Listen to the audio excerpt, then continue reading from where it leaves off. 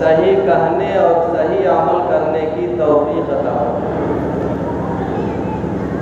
قرآن مقدس کی ابتدائی آیتوں کو میں نے آپ کے سامنے پڑھا اور ایک حدیث کا کچھ حصہ اسی سے متعلق گفتگو ہوگی۔ اللہ جل شانہ نے اپنے کلام مقدس میں ارشاد فرمایا ہے، اور اللہ کا کلام بحیثیت پارہ کے یہیں سے شروع ہوتا ہے، الف لام میم۔ اس کو حروف مقطعات کہا جاتا ہے۔ اس کے معنی کسی بھی آدمی کو معلوم ہے ہی نہیں۔ یہ راز ہے اور اشارہ ہے، رمز و اشارات ہیں اللہ اور اس کے محبوب کے درمیان، اور اس کا علم کسی وجہ سے بندوں سے پوشیدہ رکھا گیا۔ اگر آپ سے کوئی اس کا مطلب بتائے تو یہ اس کی بات ہے، اللہ اور رسول کی بات نہیں۔ ہمارا عقیدہ یہ ہونا چاہیے کہ الف لام میم اس کے معنی اور مطلب کسی کو معلوم ہی نہیں ہے اللہ اور اس کے رسول کے سوا۔ اس کے بعد اللہ نے فرمایا ہے ذالک الکتاب لا ریب فیہ۔ اللہ نے اپنے کلام مقدس کو جب جبریل امین کے حوالے کیا تو وہ اللہ کا کلام تھا، اور جب جبریل امین لا کر کے اور نبی کریم صلی اللہ علیہ وسلم کو پڑھ کر سنائے تو وہ قرآن ہوا، اور پھر جب اس قرآن کو کتابت کی شکل دی گئی اور تمام صحابہ کرام بلکہ اکثریت صحابہ کرام کے اتفاق سے سیدنا حضرت عثمان غنی رضی اللہ تعالی عنہ نے اس کی ایک ترتیب دی اور قرآن کو ایک کتاب کی شکل دی، تو اب وہ کتاب ہے۔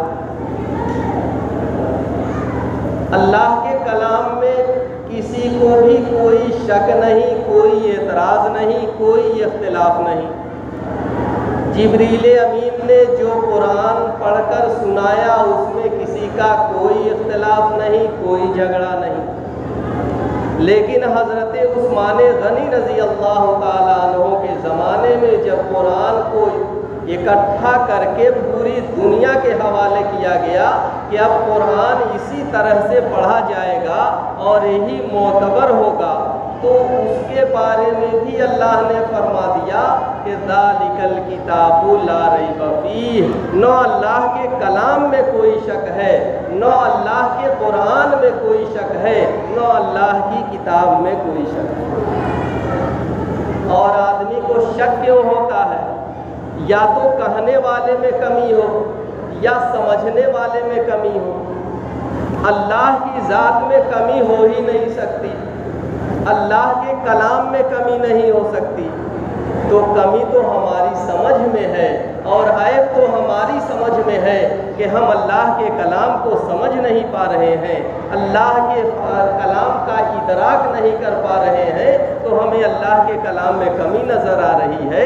تو وہ اللہ کے کلام کی کمی نہیں ہے، بلکہ وہ ہمارے دماغ کی کمی ہے، ہمارے سمجھ کی کمی ہے۔ اللہ تعالیٰ ہم لوگوں کی اصلاح فرمائے۔ تو ذالک الکتاب لا ریب فیہ، اللہ کی کتاب میں شک اور شبہے کی کوئی گنجائش نہیں۔ ھدی للمتقین، اور یہ جو اللہ والے ہیں، اللہ سے ڈرنے والے ہیں، پرہیز کرنے والے ہیں، گناہوں سے بچنے والے ہیں، نیک اعمال کرنے والے ہیں، ان کے لیے یہ سراپا ہدایت ہے، راستہ دکھلا دیتا ہے کہ اس راستے پہ چلو، اللہ کو پالو گے، جنت کو پالو گے، اپنی منزل تک پہنچ جاؤ گے۔ تو اگر متقیوں کے لیے ہدایت ہے تو جو غیر متقی ہیں، جو اہل اسلام نہیں ہیں، ان کے لیے کیا ہے؟ اس کی مثال میں آپ کو دنیاوی لائن سے سمجھانے کی کوشش کر رہا ہوں کہ ایک آدمی ہے جو بڑی اچھی بات کہہ رہا ہے، صحیح بات کہہ رہا ہے، تو جو اس کے ماننے والے ہیں وہ کہتے ہیں کہ یہ بڑی اچھی بات ہے، بہت صحیح بات ہے، اس کی تعریف بھی کرتے ہیں، اس کے اوپر عمل بھی کرتے ہیں، اور جس کی وجہ سے انہیں کامیابی ملتی ہے۔ لیکن جو مخالف ہیں، جو اختلاف رکھتے ہیں، جن کے دل میں کسی طرح کی کجی کی گنجائش ہے، اسی بات میں وہ عیب نکال کر کے وہ اس کی کمی کو ظاہر کرتے ہیں۔ ایسے ہی جب اللہ کا کلام پیش کیا جاتا ہے، اللہ کے کلام کی تلاوت کی جاتی ہے، تو جو اللہ والے ہیں، جو کلمہ والے ہیں، جو محمد الرسول اللہ والے ہیں، جو ایمان والے ہیں، ان کا ایمان تو تر و تازہ ہوتا ہے، ان کے ایمان میں اضافہ ہوتا ہے، ان کے ایمان میں بڑھوتری ہوتی ہے، ان کے ایمان میں زیادتی ہوتی ہے، ان کی روح میں تازگی آتی ہے، اور ان کا روح اللہ سے، ان کے روح کا تعلق اللہ سے جڑ جاتا ہے، تو ان کے لیے ہدایت کا ذریعہ بن جاتا ہے۔ لیکن جو اللہ کے دشمن ہیں، رسول اللہ کے دشمن ہیں، اسلام کے دشمن ہیں، مسلمانوں کے دشمن ہیں، قرآن کے دشمن ہیں، انسانیت کے دشمن ہیں، ان کو قرآن میں عیب نظر آتا ہے، اور ان کے لیے وہ ضلالت اور گمراہی کا ذریعہ بن جاتا ہے۔ اس لیے یہ قرآن جو اللہ والے ہیں ان کے لیے ہدایت ہے، ان کے لیے کامیابی کی کنجی ہے، اور ان کے لیے سراپا زندگی گزارنے کا طریقہ اور منہاج ہے۔ اب یہ متقی لوگ ہیں کون؟ اللہ سے ڈرنے والے کون ہیں؟ اللہ کے نیک بندے کون ہیں؟ پرہیزگار لوگ کون ہیں؟ اس کا فیصلہ ہمارا دماغ نہیں کرے گا، اس کا فیصلہ کوئی انسان نہیں کرے گا، اس کا فیصلہ کوئی دانشور نہیں کرے گا، اس کا فیصلہ کوئی سائنسدان نہیں کرے گا، اس کا فیصلہ کوئی مفکر نہیں کرے گا، بلکہ اس کا فیصلہ تو وہ ذات کرے گی جس نے قرآن کو بھی اتارا اور ساری کائنات کو بنایا۔ اس کا فیصلہ اللہ کی ذات کرے گی، اور اللہ نے فیصلہ کر کے یہ بتلایا کہ الذین یؤمنون بالغیب، اللہ سے ڈرنے والے متقی اور پرہیزگار کون لوگ ہیں؟ وہ لوگ ہیں جو ایمان رکھتے ہیں بے دیکھی چیزوں کے اوپر۔ اللہ نے جبریل امین کے ذریعے اپنے محبوب پہ وحی بھیجی، اور اس وحی کو سن کر کے ایمان لانے والا یہ ایمان بالغیب ہے۔ بتائیے کسی نے فرشتوں کو دیکھا ہے لیکن اس کے اوپر ایمان ہے؟ کسی نے جنت کو دیکھا ہے؟ نہیں، اس کے اوپر ایمان ہے۔ کسی نے جہنم کو دیکھا ہے؟ نہیں، اس کے اوپر ایمان ہے۔ کسی نے جناتوں کو دیکھا ہے؟ نہیں، اس کے اوپر ایمان ہے۔ اور یہی ایمان بالغیب ہے کہ ہم نے اپنی آنکھوں سے تو نہیں دیکھا ہے، لیکن جناب محمد الرسول اللہ صلی اللہ علیہ وسلم نے ارشاد فرمایا ہے کہ یہ اللہ کی مخلوقات میں سے ہے، اس لیے ہمارا ایمان ہے۔ یہ ہے متقی اور پرہیزگار لوگوں کی صفت۔ اور ایک خوبی بعد میں آنے والے مسلمانوں کے لیے بھی ہے۔ بعد میں آنے والے مسلمانوں کے لیے کیا خوبی ہے کہ اس نے نبی کی ذات کو نہیں دیکھا، نبی کی شخصیت کو نہیں دیکھی، نبی کے صحابہ کو نہیں دیکھا، لیکن اس کے باوجود وہ جناب محمد الرسول اللہ صلی اللہ علیہ وسلم پر ایمان رکھتا ہے۔ یہ ایمان بالغیب ہے۔ تو جو لوگ بے دیکھی چیزوں کے اوپر ایمان رکھتے ہیں وہ اللہ والے متقی اور پرہیزگار ہیں۔ یہ عقیدے کی بات ہو گئی، دل کی بات ہو گئی کہ دل سے ہم اللہ کو ایک مانتے ہیں، محمد الرسول اللہ کو اللہ کا بندہ اور رسول مانتے ہیں، جنت کو حق مانتے ہیں، جہنم کو حق مانتے ہیں، فرشتوں کو حق مانتے ہیں، اور ہر اس چیز کو جو جناب محمد الرسول اللہ نے ہمیں بتلا دیا ہے اور ہم نے اپنی آنکھوں سے نہیں دیکھا ہے، اسے بھی ہم حق مانتے ہیں۔ تو یہ ہمارا اور آپ کا عقیدہ ہے، اور اسی عقیدے کا نام ایمان ہے۔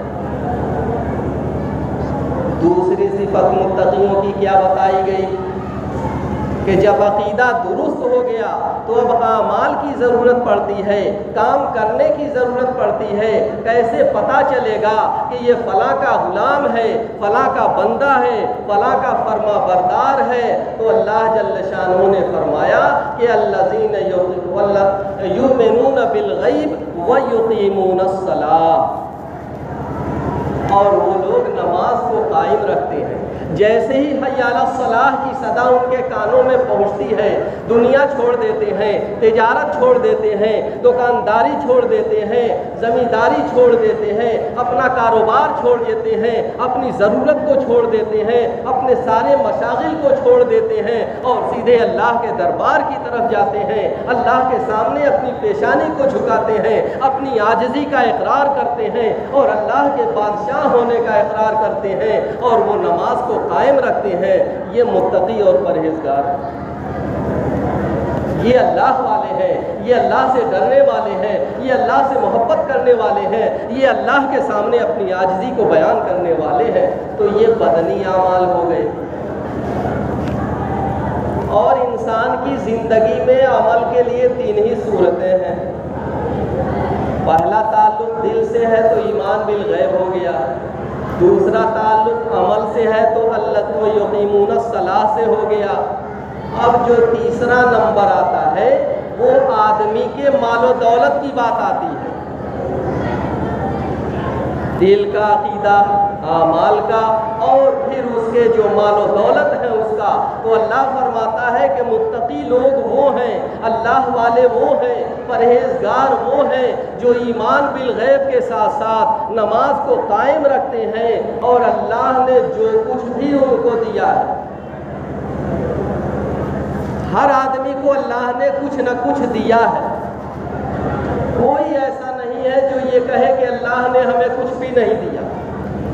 ہر آدمی کو اللہ نے کچھ نہ کچھ دیا ہے۔ اللہ فرماتا ہے کہ اور اللہ نے جو بھی انہیں دیا ہے اس میں سے وہ اللہ کے راستے میں خرچ کرتے ہیں۔